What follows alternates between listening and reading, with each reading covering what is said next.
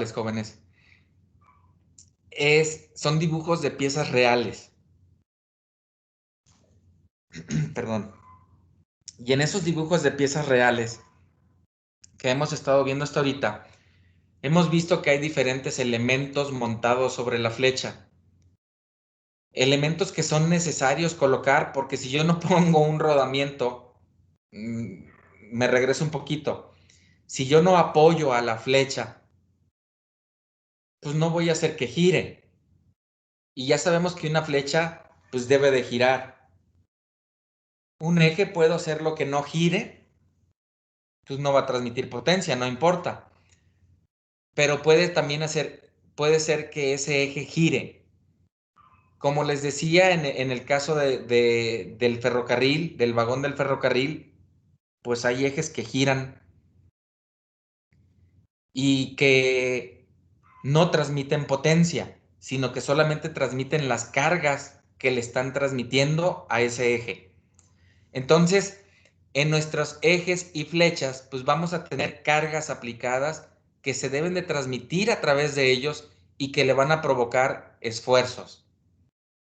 Ya estuvimos viendo desde la semana pasada que yo puedo provocar diferentes tipos de esfuerzos. De entrada, por transmitir potencia, pues ya sabemos que al transmitir potencia, la flecha debe de girar y transmitir un momento de torsión. Entonces, eso significa que la flecha va a estar sujeta a un esfuerzo de torsión. Ya todos saben calcular un esfuerzo de torsión, ¿verdad?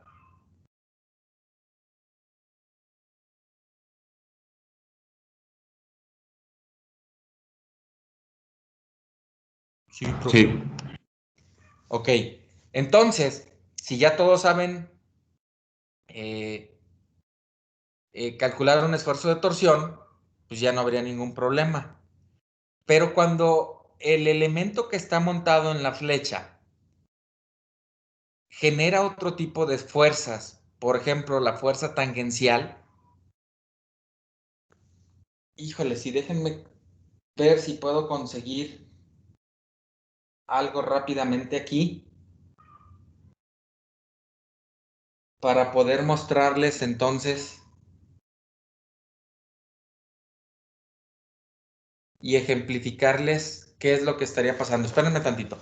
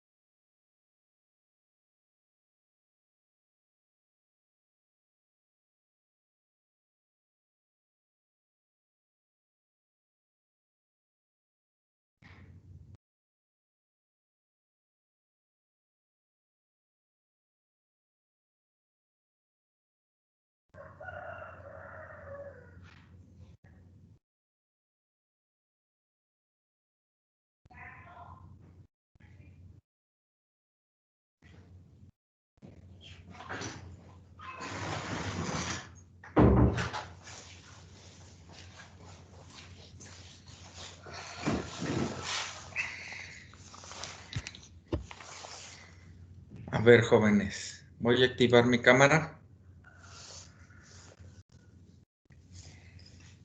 Y me traje una tapadera de una canaleta que obviamente pues es flexible. Si esto lo propongo como si fuera una flecha, dijimos que la flecha tengo que darle el apoyo para que pueda estar girando la flecha. Y entonces mis manos ahorita serían los apoyos de la flecha. Pero si entre los apoyos yo pongo, perdón, un engrane, el engrane va a tener una fuerza tangencial que yo puedo proponer que vaya hacia ustedes o que venga hacia mí.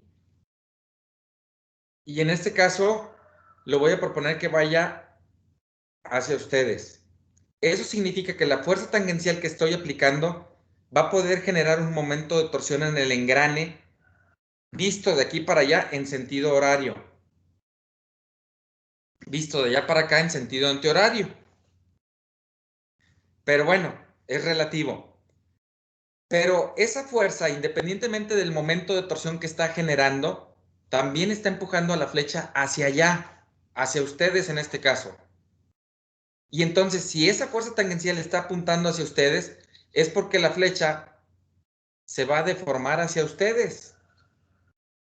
Es decir, que si yo giro esto 90 grados, yo estaría viendo esta fuerza aquí en el cuerpo del engrane empujando hacia abajo.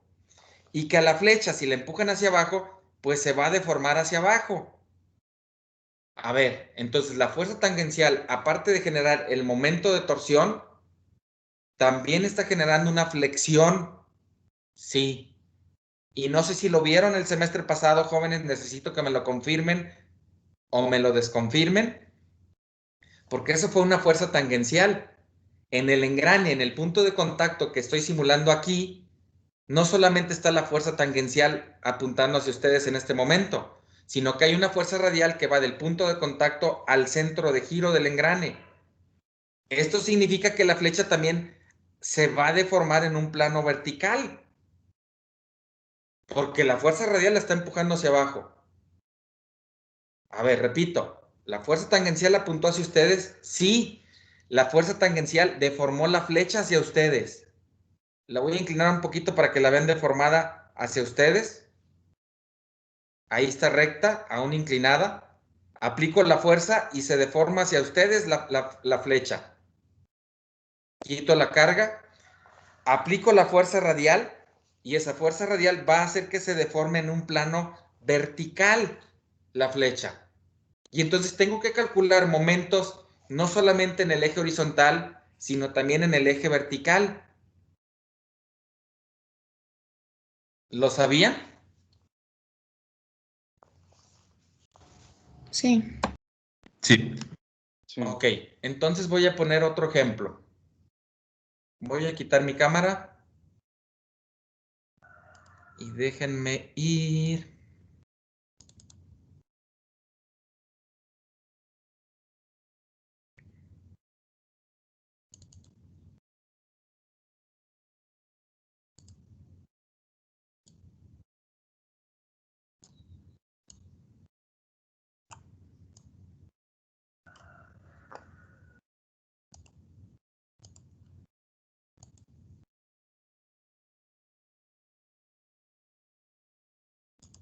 A este ejemplo.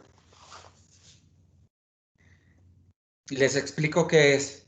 Es un diagrama muy simplificado, en realidad, de una flecha que tiene un apoyo A, un apoyo B, si me están siguiendo con el cursor.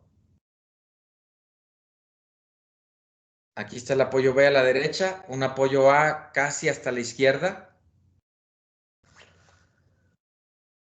En el extremo izquierdo de la flecha hay un cuñero con el cual está mostrado un acoplamiento, donde va a recibir un momento de torsión y ese torque lo va a transmitir a través de la flecha. Con línea continua tienen montada una polea en la parte central entre los apoyos, una polea para banda plana, que está montada con una cuña también sobre la flecha. Y con línea discontinua hasta el extremo derecho es qué pasaría si esta polea en lugar de estar aquí entre los apoyos, la ponemos fuera de los apoyos. ¿Alguien me puede decir a qué tipos de esfuerzos está sujeta la flecha?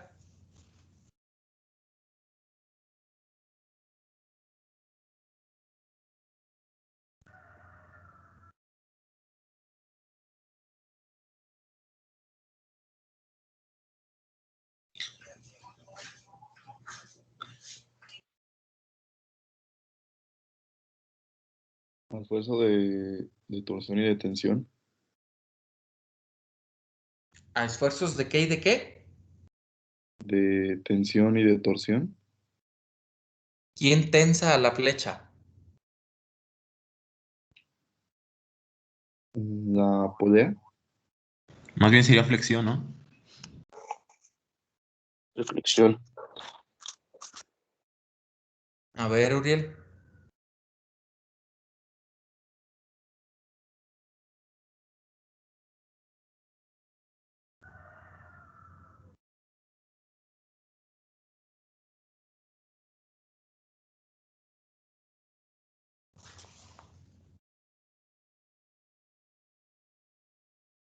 Voy a dejar de compartir y vuelvo a activar mi cámara.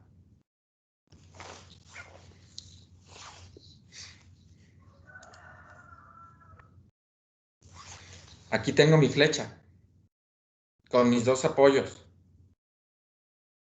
Aquí estaría la polea ahorita y aquí está el acoplamiento. ¿Quién tensa la flecha de tal forma que cuando yo aplique esa fuerza de tensión, la flecha se alargue por tensarla? Ah, quito la fuerza, la flecha se comprime. Híjoles, ¿cómo le hizo el profe para hacer tan larga la flecha? Pues apliqué tensión, ¿no? Una fuerza para allá y otra fuerza para allá, para que en el momento en que aplico tensión, mi flecha se estire. Pero quito la fuerza y mi flecha se comprime o se acorta. Híjole, si es una canaleta, pues sí, la canaleta es demasiado larga y puedo jugar con mis manos y con la imagen para que vean que se estira, pero en realidad no la estoy estirando, jóvenes. ¿Se dieron cuenta? Sí. Pero ¿qué fuerza hay para allá y para allá?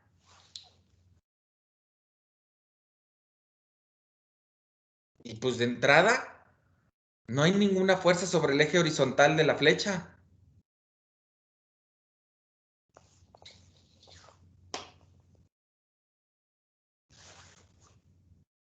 Lo que hay es una fuerza de tensión sobre la banda que va hacia abajo. Eso significa que si aquí está la fuerza de forma con línea continua, acá está con forma discontinua, con línea discontinua. Ah, pues se genera una reacción hacia arriba, porque aquí la flecha está jalando, la están jalando hacia abajo, y acá también en B se genera una fuerza hacia arriba. Esas fuerzas no tensan a la flecha. Esas fuerzas flexionan a la flecha.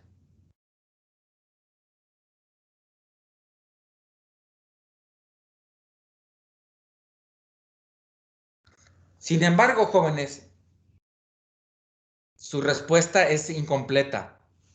Permítanme tantito, regálenme 2 minutos, ahorita regreso.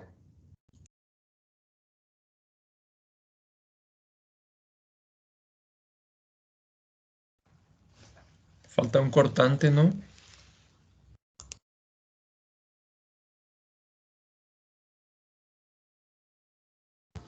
Sí,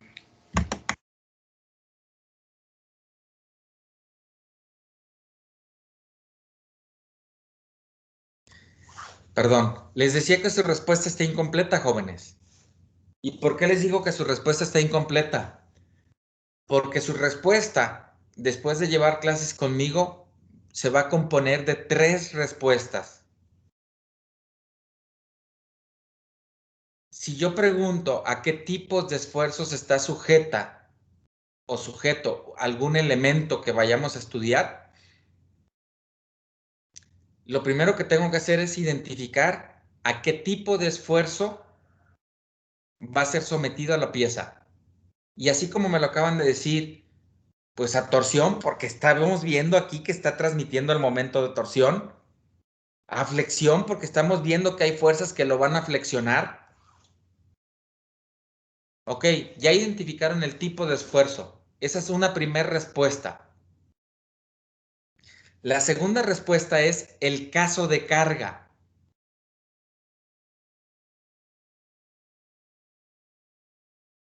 Y el caso de carga, jóvenes, no sé si lo estudiaron en diseño mecánico A. Con mis alumnos yo sí lo veo. Y existen 3 diferentes casos de carga. Uno, cuando hay carga estática. 2, cuando hay carga pulsante o en el umbral. Y 3, cuando hay carga alternativa. Y por desgracia para ustedes, la mayoría de los ejemplos, jóvenes, son una combinación entre el caso de carga 1, es decir, una carga estática o precarga, con la carga alternativa, el caso 3. Y entonces a ese caso se le llama caso de carga oscilatoria real. Y para ello tengo una presentación que ya está puesta en los apuntes de clase, en Teams, según yo. Déjenme ir a ver si es cierto. Me voy a archivos y en materiales de clase ya está ahí el archivo que se llama diseño análisis de esfuerzos. Entonces ya lo pueden ver. No sé si ya lo abrieron y ya lo estudiaron. Yo ya lo tengo aquí abierto y pues necesito explicarles un poquito sobre esa presentación.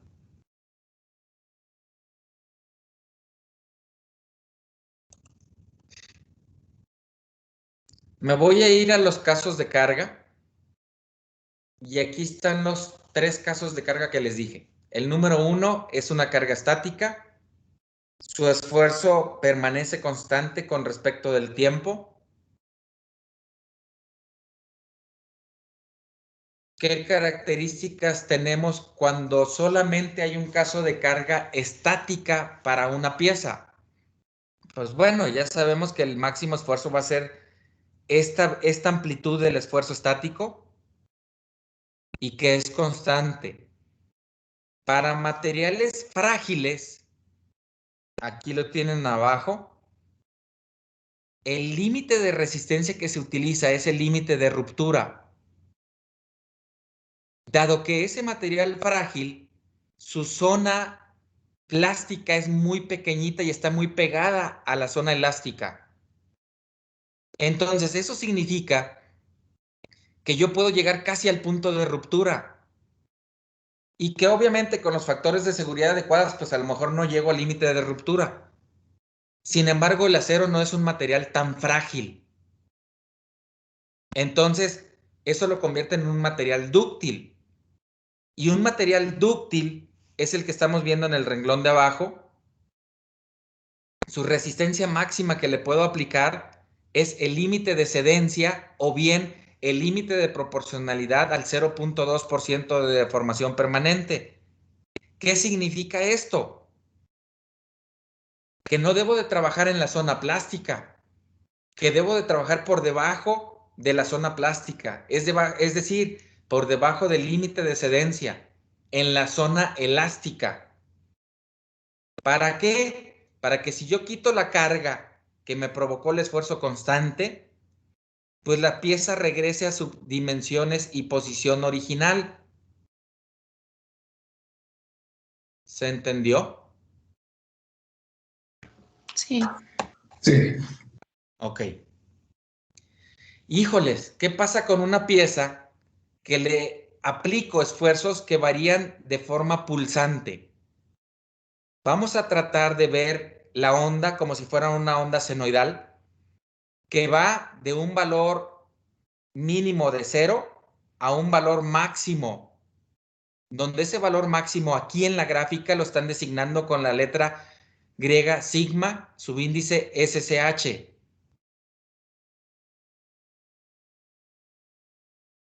¿Y qué significa esto entonces, jóvenes? Ah, pues que para este tipo de aplicación de carga, yo puedo calcular el esfuerzo promedio. Y ese esfuerzo promedio, pues valdría la mitad de esta resistencia sigma SSH, que es el valor pico a pico. ¿Sí? Pero que su característica principal es que el esfuerzo mínimo es 0.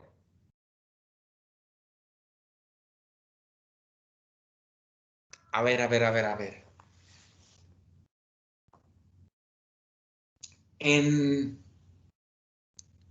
No, ya tiene rato que no las he visto digo, no ando en mueblerías a cada rato, pero ya tiene rato que no las he visto, pero hay lavadoras de 2 tinas. A lo mejor en su casa pudiera haber alguna lavadora de ese tipo. ¿Alguien tiene una lavadora de 2 tinas? Yo tengo una, profe.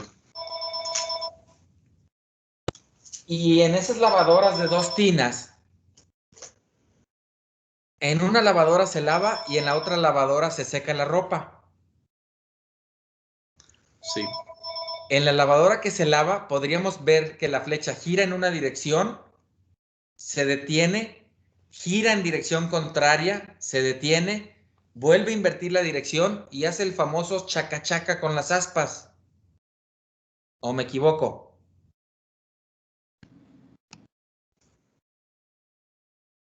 No, Sí, así sí, le hago. sí. Es así. Pero en la otra tina, que es la más chiquita, la otra tina lo que hace es empezar a girar la tina que está perforada para poder, por fuerza centrífuga, pegar la ropa hacia las paredes de la tina y el agua, la ropa obviamente como los orificios no están muy grandes, la ropa no se va a poder salir de la tina, pero el agua como es muy fluida, sí se podrá salir sobre esos orificios. Entonces, por la fuerza centrífuga hacen que el agua se pegue a las paredes y la misma fuerza centrífuga la va haciendo que se recorra para que encuentre un agujerito, un hoyo de la tina y se salga y se quite el agua de la ropa y de esa forma se exprima o medio seque la ropa. ¿Se entendió? Sí. Sí. Pero en esa tina no necesito que gire en ambas direcciones. En esa tina yo necesito que gire a altas revoluciones para generar fuerza centrífuga grande y que se le quite el agua a la ropa. Entonces, como no necesito invertir direcciones, lo que estoy haciendo es lo que pasa en esta gráfica. Cuando arranco de cero, lo voy a llevar a un esfuerzo máximo en una dirección. Si se fijan, estoy en la gráfica del lado positivo, no lo voy a llevar del lado negativo. Como si es el tercer caso que hay valores positivos y valores negativos. ¿Sí lo ven en la tercera gráfica? Sí. Entonces, en esa tina, lo que estoy provocando es un esfuerzo de torsión pulsante o en el umbral. ¿Por qué? Porque la voy a llevar a esa flecha a un esfuerzo máximo de torsión y cuando lo apague va a regresar a un valor 0. Pero nunca le voy a invertir el sentido de giro. Siempre la voy a hacer que gire en la misma dirección. A ver, a ver, a ver, pero dije eso en la tina chiquita. En la tina grande, la flecha que mueve las aspas sí gira en ambas direcciones.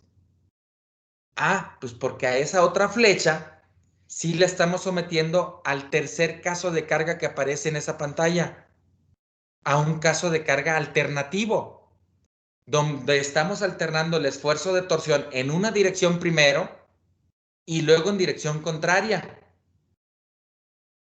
¿Se entendió? Sí. Como podríamos estarlo haciendo en el caso por ejemplo, de las flechas que mueven las ruedas del motor de un vehículo. Si yo doy para adelante, pues provoco un esfuerzo de torsión en una dirección, pero si doy de reversa, pues voy a invertir el sentido de giro de la flecha. ¿Sí o no? Sí. Y entonces ahí tendríamos un caso de carga alternativa. Analizando un poquito aquí en esta gráfica, pues para el segundo caso de carga que es pulsante o en el umbral, pues pueden ver que el esfuerzo máximo pues es sigma SSH que ya está puesto aquí. Y entonces de esta gráfica lo que nos tenemos que grabar es de que el valor máximo es sigma SSH y que el valor mínimo es 0. Y esta es una característica principal. El valor sigma SSH lo tenemos que determinar numéricamente hablando, que obviamente va a cambiar para cada tipo de acero. Pero para cada pieza que esté sometida a un caso de carga pulsante, su esfuerzo mínimo es 0. Y vean que el esfuerzo mínimo lo designan con sigma U. Ok. Si yo tengo una pieza bajo este tipo de carga, lo que tengo que ir a buscar, pues es la resistencia en el umbral o pulsante, para poder decir que no debo de sobrepasar de este tipo de esfuerzo. Y esto tendría que ser, como esta carga está oscilando con respecto del tiempo, pues es una carga dinámica. Por lo tanto, yo tengo que buscar la resistencia a la fatiga, pero bajo un caso de carga pulsante o en el umbral. Cuando el caso de carga, voy a cambiar de color para poder rayar ahora, en el caso de carga alternativo, el tercer caso que estoy señalando aquí arriba, y la característica principal de este tipo de onda es de que el esfuerzo promedio, ¿cuánto vale? 0. 0. Entonces, esta es la característica principal de un caso de carga alternativo, donde el esfuerzo promedio, pues vale 0. ¿Cuánto valdrá el esfuerzo máximo? Ah, pues la amplitud de la onda. Y la amplitud de la onda se le designa como sigma W. Sigma si es esfuerzo normal, pero si es esfuerzo cortante sería tau. Realmente la letra característica es la W. Y como es un caso donde el valor de esfuerzo promedio es 0, entonces lo mismo que provoco del lado positivo, lo voy a provocar del lado negativo. Eso significa que la amplitud pues es del mismo valor. Por lo tanto, hacia arriba voy a tener más sigma W y hacia abajo menos sigma W. Entonces el esfuerzo máximo es más sigma W y el esfuerzo mínimo es menos sigma W.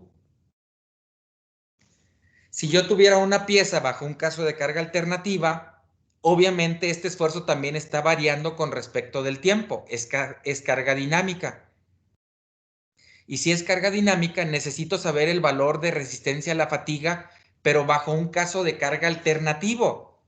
Y este es el valor que tengo que ir a buscar de la resistencia a la fatiga alternativa del material. Pero les dije que realmente en la vida real se le llama caso oscilatorio general y también real. En realidad es la suma del caso 1 más el caso 3. El caso 1, híjoles, voy a cambiar de color.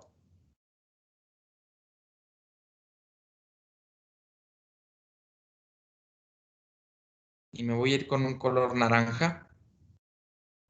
Y entonces les decía que el caso oscilatorio general, pues es la sumatoria del caso 1 más el caso 3. El caso 1 es un valor constante, ok, lo voy a poner aquí constante.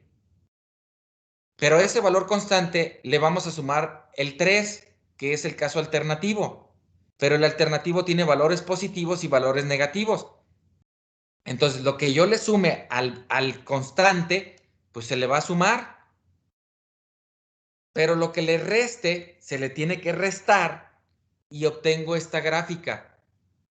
donde esta línea horizontal del caso de carga constante significa que es mi valor de esfuerzo promedio y que voy a tener una amplitud de oscilación que es la misma hacia arriba y hacia abajo, pero que me va a dar entonces un sigma O aquí arriba, que es un esfuerzo máximo, y un sigma U aquí abajo, que es un esfuerzo mínimo. Aquí nos dice, el esfuerzo máximo, pues será el valor del esfuerzo promedio más la amplitud. Mi esfuerzo promedio, pues es la precarga que ya tenga del caso estático. Y finalmente, el esfuerzo mínimo es lo que viene siendo el esfuerzo medio menos la amplitud. ¿Se entendió? Sí.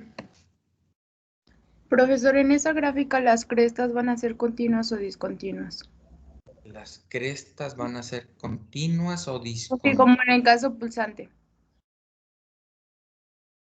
En el caso pulsante también es continuo. Porque Ah, yo arranco desde un esfuerzo cero y se va a ir incrementando gradualmente el esfuerzo hasta llegar a un valor máximo. Y cuando apague, va a ir disminuyendo poco a poco el esfuerzo hasta llegar a un valor cero cuando se detenga la flecha. ¿Sí me expliqué? sí, profe. Y aquí también vamos a tener una variación continua de esfuerzos. Difícilmente voy a decir, imagínate que ya hay un esfuerzo promedio, pero que desde este valor cambie repentinamente hasta este otro valor. Eso sería imposible, a menos que tenga una carga de impacto que me lleve de un valor mínimo a un valor máximo inmediatamente. Sin embargo, esta variación del tiempo puede ser un tiempo muy corto, jóvenes. Fíjense. A ver, ya dijimos que una flecha, si yo le aplico una fuerza que va hacia abajo, se va a flexionar. ¿Sí o no? Sí. Ok. Sí.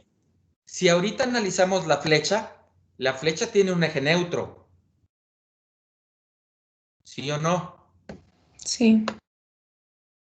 La flecha va a tener material por arriba del eje neutro y por abajo del eje neutro. Si ahorita nos imaginamos otra vez la canaleta que les estuve mostrando ahorita, si yo le aplicaba la fuerza hacia abajo, la flecha se deformaba hacia abajo. ¿Qué pasaba con las fibras que quedaban arriba del eje neutro? Pues Se va a comprimía. girar y también va a ser un esfuerzo alternativo entonces. Antes de eso, ¿qué pasa con las fibras que están arriba del eje neutro? Se comprimen. Se comprimen. ¿Qué pasa con las fibras que están por debajo del eje neutro? Se tensionan. Se tensan o están sometidas a tensión. Ah, pero si esa flecha está girando 180 grados después del análisis que acabamos de hacer, las fibras que estaban arriba pasaron abajo. Entonces, si yo analizo esa fibra que estaba arriba originalmente, primero estaba compresión, 180 grados después estaba a tensión, 180 grados después va a estar a compresión, 180 grados después va a estar a tensión otra vez. Entonces, ese punto que yo haya seleccionado de la flecha va a estar sometida a flexión alternativa. ¿Se entendió? Sí. Porque está pasando de la zona de tensión a compresión. Tensión, compresión. Tensión, compresión. Positivo, tensión, negativo, compresión. Positivo, tensión, negativo, compresión. Y entonces va a caer en este caso de carga. Un caso de flexión con caso de carga alternativo. ¿Se entendió? Sí. híjoles, si una flecha gira 5 revoluciones por minuto, ¿gira rápido o gira lento? Lento. Ok, vamos analizando una flecha que gira a 5 revoluciones por minuto.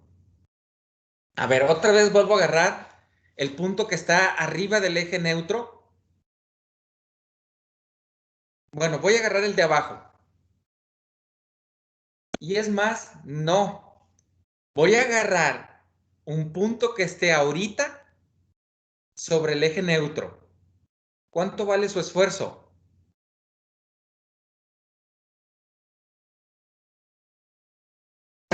¿Cero? 0, porque está sobre el eje neutro. Entonces, va a coincidir exactamente con este punto que estoy poniendo ahorita sobre la gráfica del caso 3 alternativo.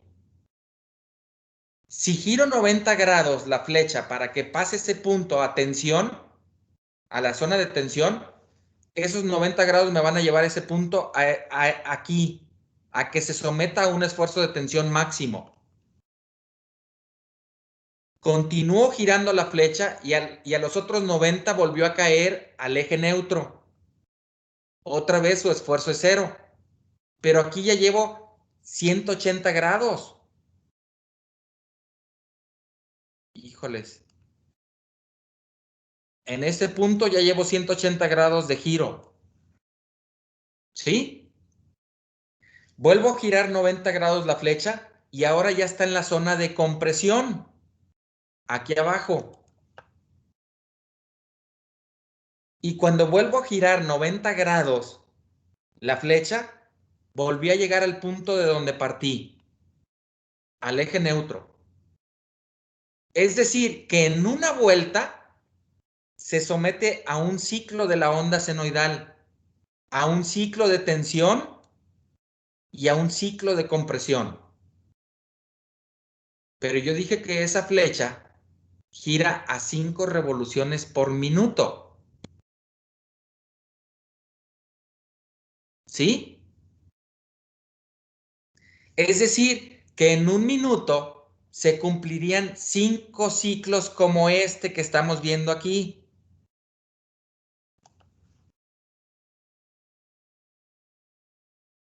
5.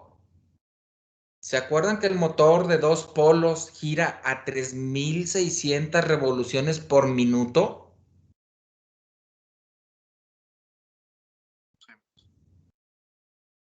¿Qué significa eso, jóvenes? Que en un minuto se van a hacer 3600 ciclos de esto. Perdón, ¿sí? ¿Sí? Sí. Sí. Sí. Y eso es para una flecha que gira a altas velocidades. Entonces, vean cómo en un minuto hace 3600 ciclos. Si yo divido eso entre 60, significa que la flecha que está girando a 3600 revoluciones por minuto está haciendo 60 ciclos en un segundo.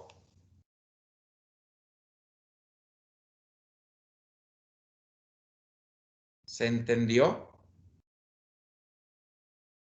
Sí. Sí. Entonces, la variación del tiempo aquí es muy importante, porque, o mejor dicho, de la carga con respecto del tiempo, porque eso es una carga dinámica. Que varíe la carga rápidamente con respecto del tiempo. Y es lo que estamos viendo.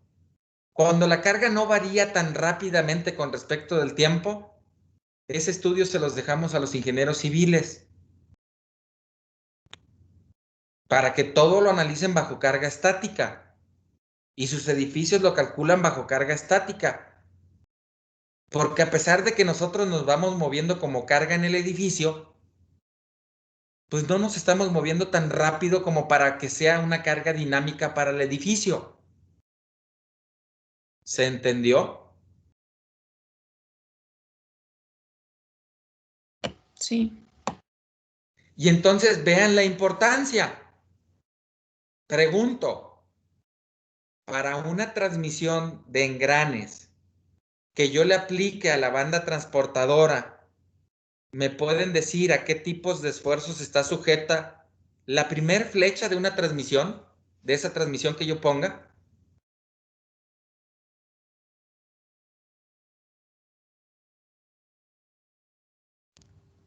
Alternativo.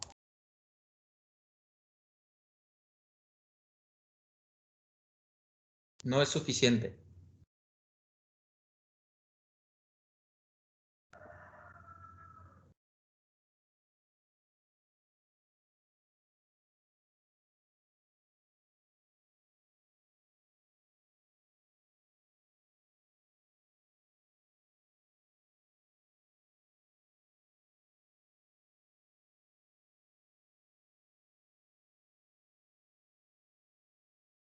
Te voy a responder tu pregunta. Bueno, no responder.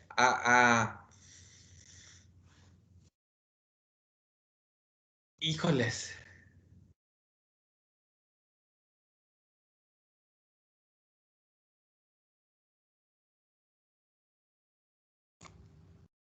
Torsión, flexión. mm, También es alternativo. No sé si el peso del engrane le esté provocando un cortante también a la flecha. Los esfuerzos cortantes, aún por fuerzas que flexionan, me llevan a que haya un esfuerzo más grande sobre el eje neutro, no sobre la superficie, porque el esfuerzo cortante en la superficie es cero. Es máximo sobre el eje neutro. Entonces, en cierta forma, los esfuerzos cortantes para flechas se van a despreciar, jóvenes. Sin embargo, si los quieren tomar en cuenta, pues los podemos tomar en cuenta. Déjenme hacerle controversia a la respuesta de su compañero que contestó anteriormente. Yo pregunté a qué tipos de esfuerzos estaría sujeta la primera flecha de una transmisión de engranes que me sirve para reducir la velocidad e impulsar el tambor de accionamiento de una banda transportadora. A, me dijo alternativo. No me dijo nada, ¿eh? ¿Por qué no me dijo nada? Porque no me dijo ni siquiera a qué tipo de esfuerzos va a estar sujeta la flecha. Entonces, ¿qué es lo que se alterna?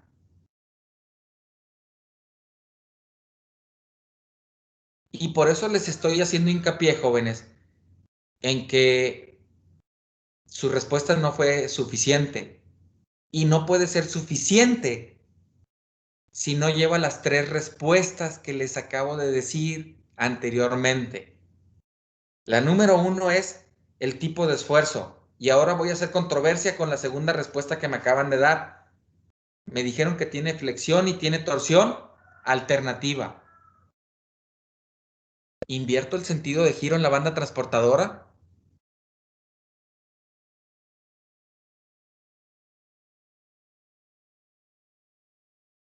¿Acaso han visto que llegue César Torres con su cartón de victorias en la Comer, en el Aurrerá, en Soriana, en la tienda que quieran, y que entonces aquí está el cartón de cervezas y empieza a avanzar hacia el cajero o cajera, y llegando con la cajera, chin, se me olvidó la cartera, joven. Ah, entonces no trae dinero para pagar. Ahí va el cartón de regreso para atrás. Y llévelo a su lugar, por favor. ¿Han visto que suceda eso? No, profe. Entonces la banda transportadora no necesito invertir la dirección para que ahora regrese la mercancía. ¿Sí me explico? ¿Por qué me dijeron que había torsión alternativa?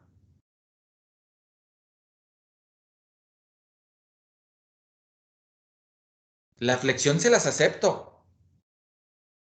Cualquier flecha que esté sometida a flexión y gire va a ser alternativa. Obvio, si no gira no es flecha, va a ser un eje. Y si no gira y la carga que yo le aplico está variando con respecto del tiempo, híjoles, voy a quitar esta presentación Y ahí está otra vez mi cámara. Ahora esta flecha no gira. Si yo aplico la misma carga para que flexione, sí, va a flexionar. Las fibras que están arriba del eje neutro se comprimen y las que están abajo se tensan. Quito la carga o la varío y va a hacer esto. Se deforma, no se deforma. Se deforma, no se deforma. Se deforma, no se deforma. Pero la fibra que está aquí arriba del eje neutro siempre se estaba comprimiendo. Bueno, cuando no se deforma no se comprime, pero cuando baja se comprime. Vuelve a subir y se quita la compresión, pero siempre estaría compresión.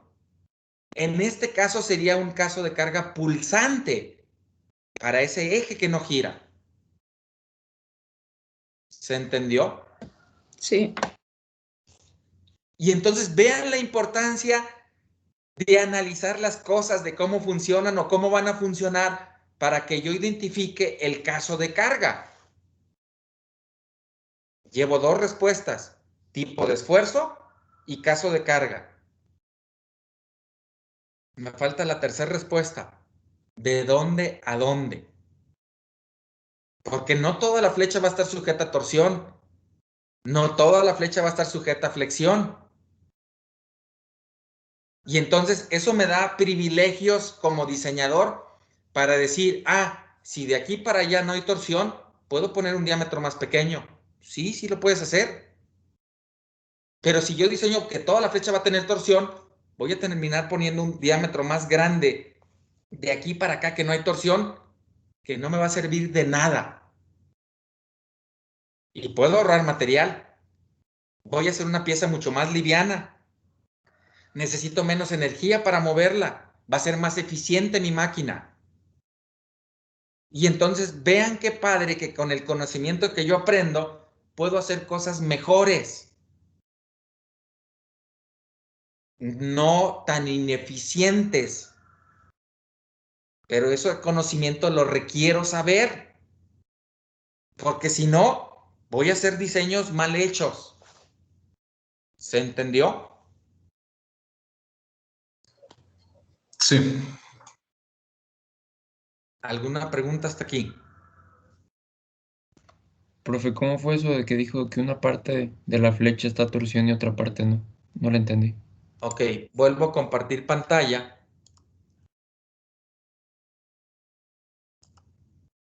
Con esto. ¿De dónde a dónde hay torsión?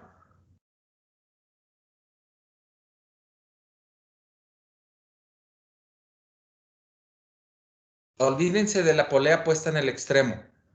Quiero la polea puesta aquí intermedia entre los apoyos. ¿De dónde a dónde hay torsión?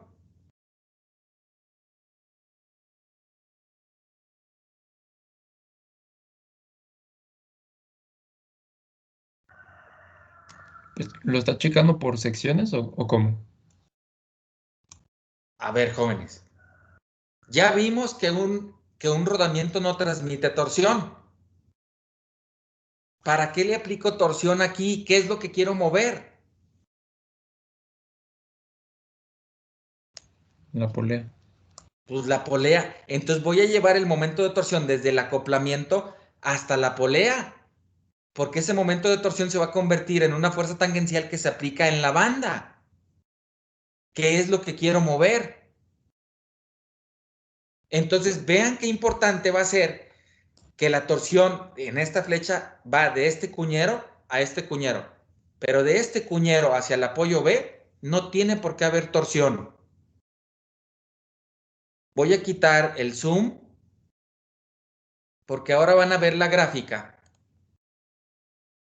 donde está el diagrama de cuerpo libre. Para estas fuerzas que son perpendiculares a la flecha, se genera este diagrama de esfuerzo cortante. Para cuando la polea está aquí en medio, se genera este diagrama de momento flector. Si la polea está en el extremo, se genera este que está punteado. Si la polea está en medio, este es el diagrama de momento de torsión. Entra en el cuñero de entrada y sale en el cuñero donde está montada la polea. Pero si la polea la paso hasta el final de la flecha, pues ese momento de torsión se va a ir hasta el final de la flecha.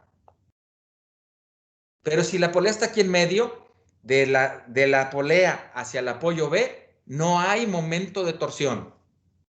Así como no hay momento flector del apoyo al acoplamiento, del apoyo A al acoplamiento. Aquí está. Para eso les sirven los diagramas de momento flector que aprendieron a hacer en ingeniería mecánica. No, ingeniería mecánica no. Mecánica de materiales 1 y 2.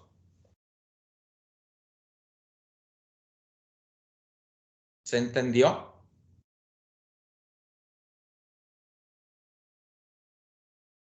Sí.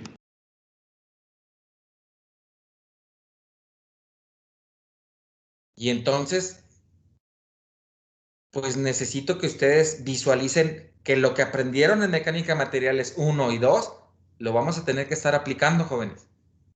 Porque de eso va a depender nuestro diseño, de ese conocimiento que tengamos. Y pues bueno, ya son las 10:02. Termino la clase hasta aquí. Creo que es una clase que vale la pena que repitan el ver el video para que se vayan grabando lo que es importante de ahora en adelante. Preguntas. Profe, es que a mí lo que me quedaba de duda cuando decía que no había torsión es que yo más bien me lo imaginaba como transmisión de potencia. O sea, que la flecha transmite la potencia ahí a la polea, porque cuando usted decía que no había torsión, perdón, yo me imaginaba que a partir de la polea la flecha ya no giraba. Por eso no le entendía el Sí va a concepto seguir que girando, explicaba. pero ya no va a transmitir momento de torsión. O sea, la flecha de la polea al apoyo B ya no va a transmitir momento de torsión. La flecha va a seguir girando en el apoyo A y en el apoyo B. Pero es Pero que, para que se entonces, transmita potencia, tiene que ah, transmitir momento de torsión y girando. Ok, el extremo derecho de la flecha sí gira, pero ya no va a ir a transmitirle momento de torsión al rodamiento porque el rodamiento no transmite momento de torsión. Ya no hay nada que mover para el lado derecho. ¿Sí se entendió? sí, a lo mejor lo que me confundía era eso, que yo lo veía como transmisión de potencia, pero pues usted tiene razón, para que Es haya que es potencia que es tiene que haber eso, torsión también. es eso, es transmisión de potencia. Pero la potencia yo se la quiero entregar a la polea. Sí. Mi potencia va a entrar con el acoplamiento a la flecha y esa potencia se la quiero entregar a la polea porque es lo que quiero mover. No quiero ir a mover las pistas del rodamiento B. Y es más, no las voy a poder mover la pista externa del rodamiento B. Entonces no tiene caso que yo quiera transmitir potencia hacia B. Lo que sí puedo mover es la banda. Y entonces esa potencia se la voy a entregar a la banda. Entonces En- es incorrecto decir que hay torsión en toda la flecha, pero la potencia solo es hasta la mitad de la flecha. claro, la potencia la va a transmitir la flecha desde el cuñero hasta el otro cuñero y se acabó.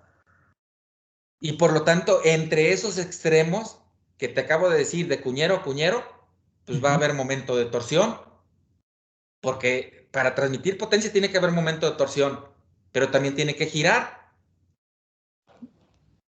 ¿sí o no?